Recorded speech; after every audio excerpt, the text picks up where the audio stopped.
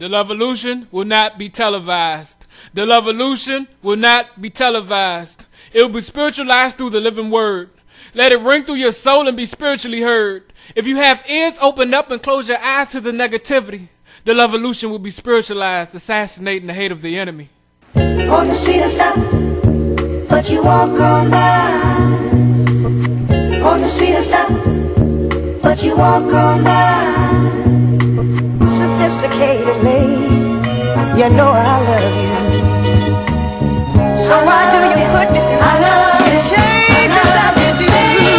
I used to love her, who I'm kidding, I still do. The love of my life, do you feel the same too? My brother questions, even though I know your roots. Mama need an apple bum, I find a way for me and you. You got soul, had us checking out your melodies. Paid in full, just to switch your technique by means necessary. Boogie down in your production, your knowledge rules supreme over nearly everyone. To some a public enemy, my rebel with a cause. Your brother say you're dead, I say you're black girl lost. It's not about the drugs. It's about the conditions or the onset of the conditions that bring about drug use. Short out memory lane, rewind my state of mind, see you on a false. The emotional, the mental, the spiritual, the physical, the environmental, the cultural, the social, the identification, the folkway, the norms, geographics. There's a lot of factors that come into play in drug use that most people don't understand. It's not about the drug.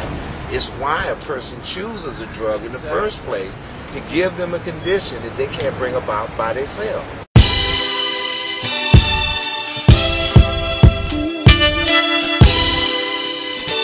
What's the transformation? Being on this drug This is one hell of a transformation with this broad, with this shit. First of all, she was never like this. This was a party girl. This was a girl that was on the scene, that was the scene. This girl, from the time that she was in elementary, coming in with a cellophane and some boots up to her knees. Then this was like in 1st and 2nd grade we're talking about here. This girl has always been on top of her game. Her mom had her, you know, looking flawless head to toe ever since she was young. So Maisha, from that point to this point now, is one hell of a 180. 2001, she introduced me to her friends that had already introduced her to this shit. And I started smoking it because I used to, you know, pop pills and do other shit with the people that I associated with in high school.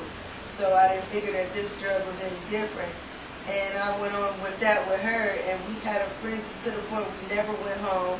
We stayed with older girls that did the shit, and we were able to stay at their house for days at a time. Not even washing up, not doing shit, just going out to go get it. It always came to us. For some reason, even if we didn't have any money, for some reason we have 4 to 5, 6 sticks right here, and none of us have a dime in our pocket. The shit just came to us. I may have smoked 2 or 3 times within that year of 2006, and then I just said, you know, the shit wasn't the same for one. Whatever the shit that they hid is nowhere near what the hell we had, and I let it go. And then Chronic became our best friend. So I went from there, and Maisha stayed with it, and stayed with it, and stayed with it. And it was to the point where I used to tell her, come on, let's stop, whatever. But now I don't tell her shit, because she's the type of person where if you try to tell her something, you try to express that you're concerned about her getting high, she's going to block you out. Yeah. Things. So what? But we're talking about Maisha's life. We ain't talking about these 30, 40, 50. But everything about Maisha ain't negative. Believe that. Because if it was, I would still. That is stuck. If it was, I wouldn't. I ain't never did no hardcore time in jail. It don't matter. I don't have nothing on my record. But you are in jail. I probably am. But you are in a mental, a psychological jail. I know, but where's everybody else though? I ain't talking about everybody else. I'm through with everybody else. Because it's like every time you come around or whoever else, it's like I'm a piece of shit. And I'm not. I ain't made you like a piece of shit. No, y'all can't make me.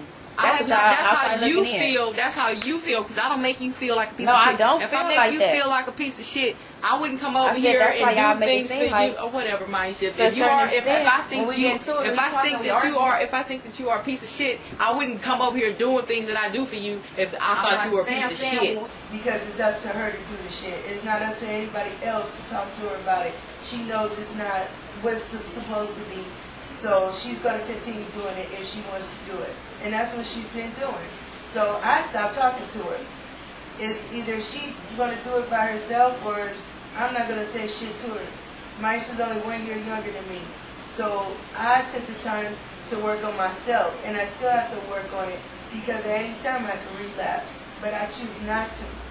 And I'm hoping that she can do the same in all the rest of these girls that are still doing the shit. When they realize what it really is to be off of it and leave it alone. But I don't know if Maisha's going to do that. I really don't. I'm not going to say she's not. I just don't know. Because I've seen her try. And she has not been successful yet. So hopefully, you know, maybe something will wake her up. It's J.A.D. Don't want to leave. Just what she like. This is what she love. She don't like safe haven. She like death. She like adventure.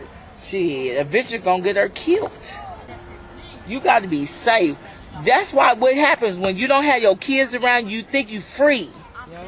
When you got your kids, you know you're a mother. You got to be restricted. You got to be restricted. It's restrictions. You can't do everything.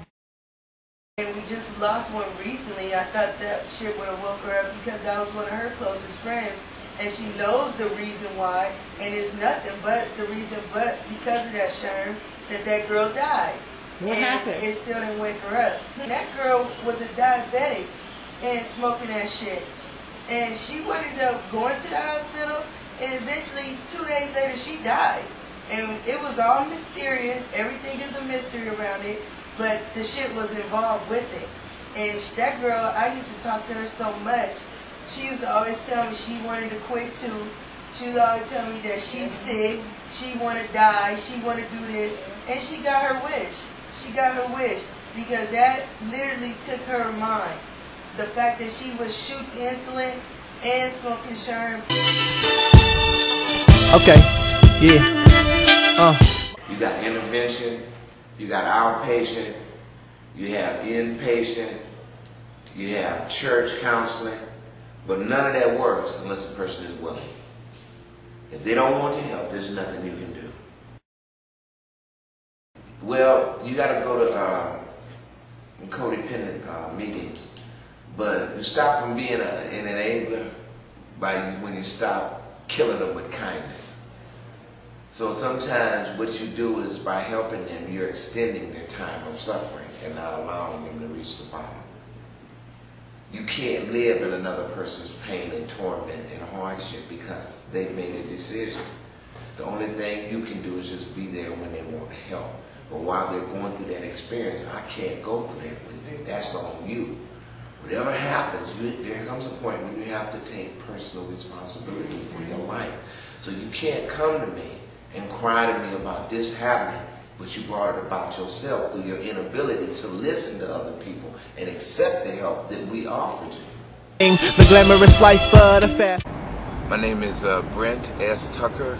I'm a behavior scientist. I'm a graduate of the University of Cal State Long Beach. I have a bachelor's degree in psychology, and I have another one in addictive behavior and another BA in behavior modification. What I do, I contract my services out. I do groups specifically designed for the modification of behavior, emotional instability and unmanageability, mood and feeling problems, emotional, dysfunctional, people who have problems adjusting to society from long periods of incarceration, people who have problems with drugs and alcohol, people that just generally have social problems and environmental problems. I'm a 59-year-old black male. I spent 21 years in prison, 3.5 years on death row, 17.5 years in administrative segregation. I spent 23 years of my life as a heroin addict, an ex-pimp, an ex-murder, an ex-gangster, and an ex-dope dealer. I was able to come off drugs and restore my life and try to fulfill some of my childhood dreams, which in the last 14 years I've done quite successfully. I am the first of this movement. I am the founding father of the Levolution. I combine the wisdom of a visionary with the thoughts of the revolution, laced with the word of God with some son of man flavor. The Levolution is the movement that constitutes the law of loving your neighbor. We, the Levolutionaries, despise all you haters. The Levolution will not be televised. The Levolution will not be televised.